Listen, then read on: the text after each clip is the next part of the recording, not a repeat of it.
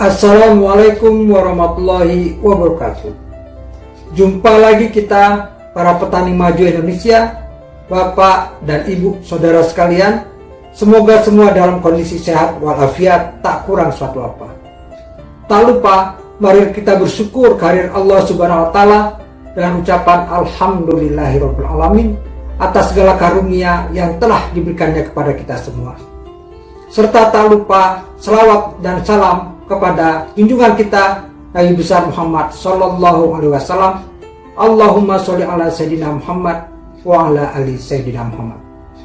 Bapak dan Ibu saudara petani maju Indonesia, kali ini kita akan memberikan sebuah tip dan trik, yaitu trik untuk pelaksanaan panen dan pasca panen, sehingga kita bisa menjaga dan meningkatkan kualitas atau mutu dari pipiran jagung yang kita budidayakan.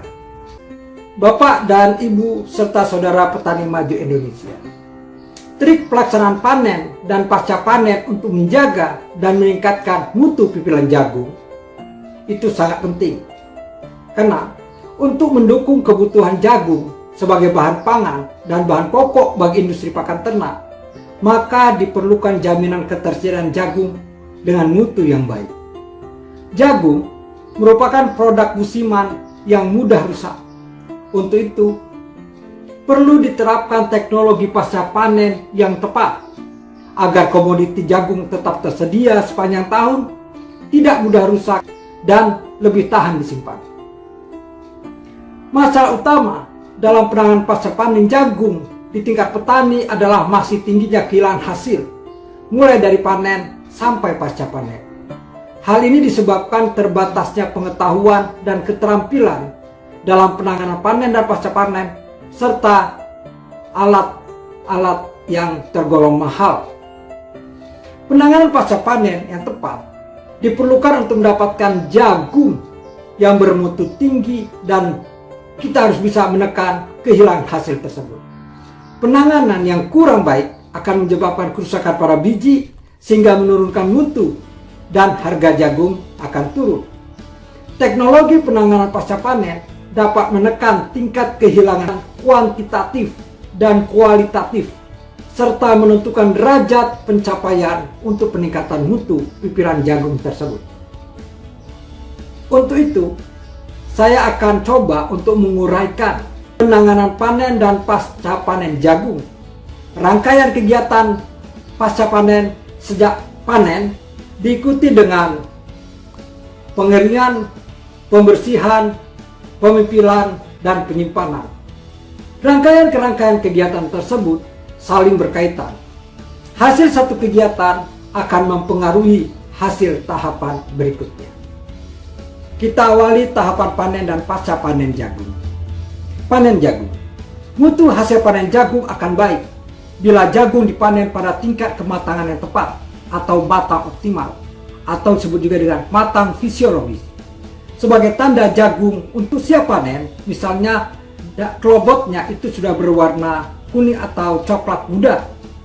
Bijinya itu mengkilat apabila ditekan dengan ibu jari, tidak lagi ditemukan bekas tekanan pada biji tersebut. Dan dalam kondisi seperti ini, kadar airnya sudah 35%. Sudah kering panen istilahnya.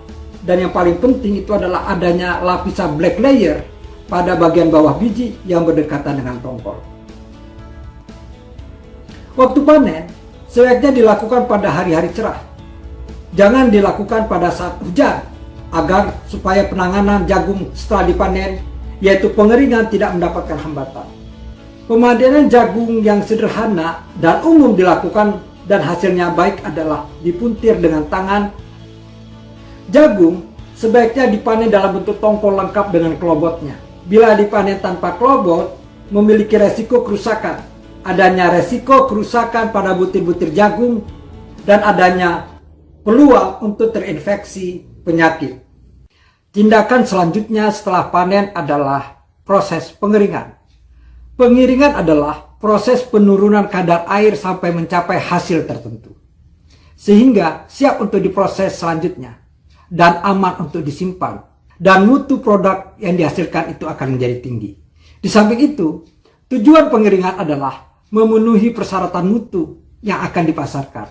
Kadar air jagung yang memenuhi standar mutu perdagangan adalah minimal 14%. Untuk biji yang akan disimpan, kadar air sebaiknya 13% atau di bawahnya, di mana jamur tidak tumbuh dan respirasi biji rendah.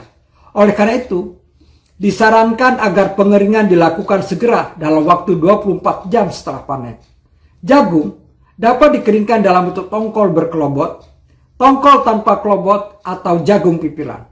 Pengeringan jagung idealnya adalah dalam 2 tahap.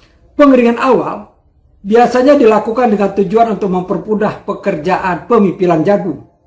Sebab pemipilan tanpa dilakukan pengeringan terlebih dahulu dapat menyebabkan butir-butir jagung itu rusak, terkelupas kulitnya, atau terluka atau cacat, dan pekerjaannya menjadi lambat.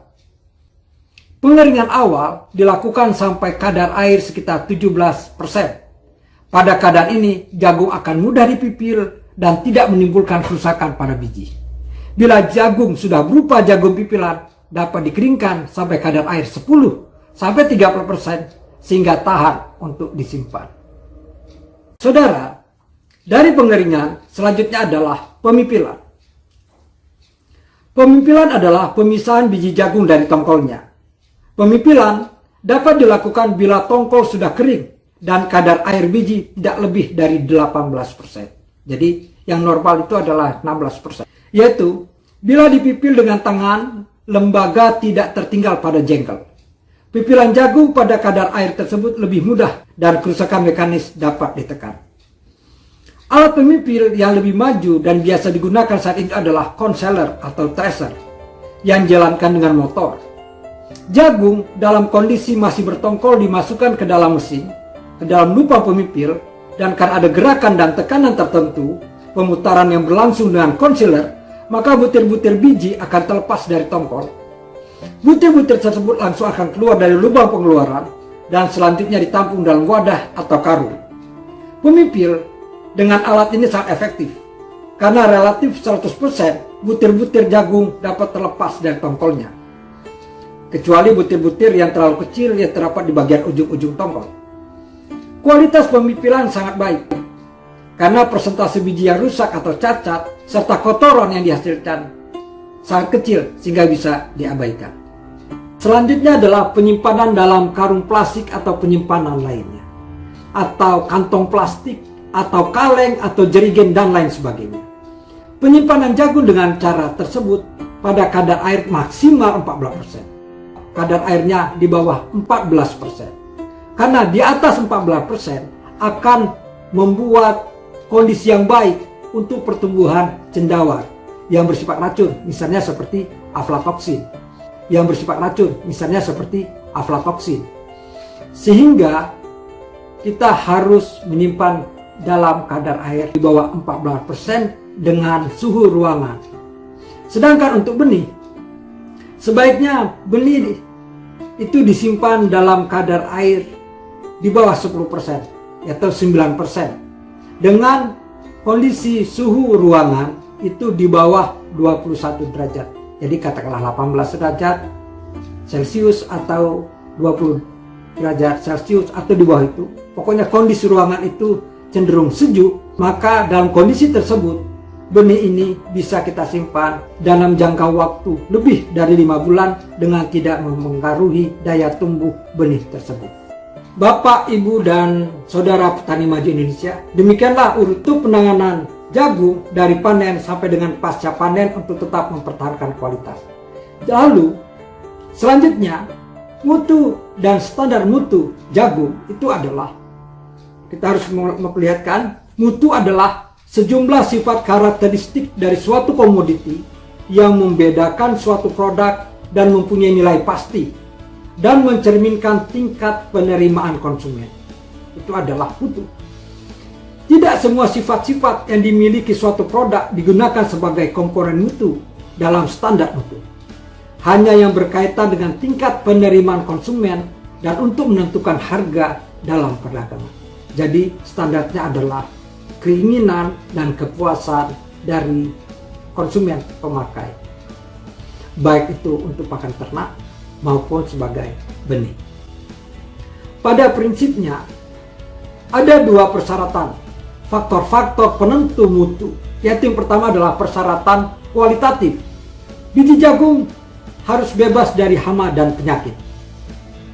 Jadi kalau dia untuk ternak harus bebas dari hama gudang dan harus bebas dari racun yang disebabkan oleh cendawan seperti aflatoksin misalnya, yang bisa mengakibatkan pencernaan rusak. Kedua, biji jagung harus bebas dari bau busuk, basam, apek atau bau asing lainnya. Jadi dia harus mencerminkan bau yang standar tinggi, yaitu bau jagung khas. Biji jagung harus bebas dari tanda-tanda adanya bahan kimia yang membahayakan, baik secara visual maupun secara organoleptik. Selanjutnya adalah persyaratan kuantitatif. Dari kualitatif ini adalah kuantitatif. Pada umumnya meliputi komponen mutu sebagai berikut. Pertama, kadar air. Jumlah kandungan air di dalam butiran jagung dan dinyatakan dalam presentasi bobot basah. Itu adalah kadar air. Dan kita mempunyai alat moisture tester namanya, yaitu menguji kadar air. Yang kedua adalah butir rusak. Biji jagung yang dinyatakan rusak karena biologis, kemis, mekanis, fisis maupun enzimatis seperti berkecambah, busuk, berbau yang tidak disukai, berubah bentuknya maupun berubah warnanya karena sebab-sebab tertentu. Itu secara kuantitatif kedua. Lalu yang ketiga, adanya butir warna lain. Jadi jagung ada yang memiliki biji-biji jagung yang berwarna lain, seperti tercampur dengan varietas jenis lain. Jadi kemurnian biji pipilan biji jagung itu menjadi standar dari persyaratan mutu kuantitatif. Lalu butir pecah. Butir jagung sehat yang pecah selama pengolahan yang mempunyai ukuran yang sama atau lebih kecil dari 6/10 bagian butir utuh. Jadi butir pecah itu juga bisa merusak kualitas dari biji jagung. Kotoran. Kuantitatif secara kotoran itu adalah benda-benda yang terdapat dalam contoh yang diperiksa seperti adanya batu, tanah, biji-biji lain, sisa tanaman lain, termasuk butiran pecah seperti adanya kulit atau pecahan kotilidon, atau termasuk butir-butir jagung yang retak. Itu semua adalah standar mutu dari persyaratan kuantitatif. Bapak dan Ibu petani maju Indonesia. Jadi, standar mutu ini di Indonesia itu ada SNI-nya, Standar Mutu Nasional Indonesia. Yaitu berdasarkan SNI nomor 01 3920 1995. Yaitu, pertama, persyaratan kualitatif adalah bebas hama dan penyakit, bebas bau busuk, asam atau bau asing lainnya, dan bebas dari bahan kimia seperti insektisida dan fungisida. Lalu, persyaratan kuantitatif adalah kelas mutu biji jagung. Jadi kelas mutu biji jagung itu merupakan persyaratan kuantitatif dari standar mutu Indonesia. Yaitu ada 3 mutu jagung. Yaitu mutu 1, kadar air maksimal 14%, butiran rusak maksimal 2%, butiran warna lain maksimal 1%, butiran pecah maksimal 1%, dan kotoran maksimal 1%.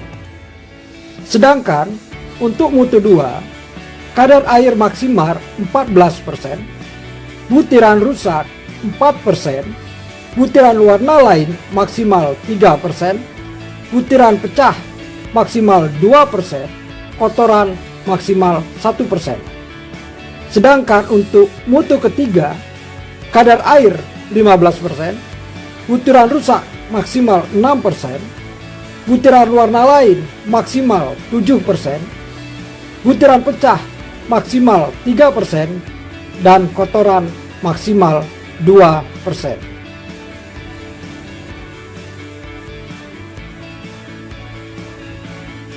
Demikianlah Bapak dan Ibu serta saudara sekalian petani maju Indonesia, trik untuk pelaksanaan panen dan penanganan pasca panen untuk tetap menjaga dan meningkatkan kualitas sehingga memiliki nilai jual yang tinggi.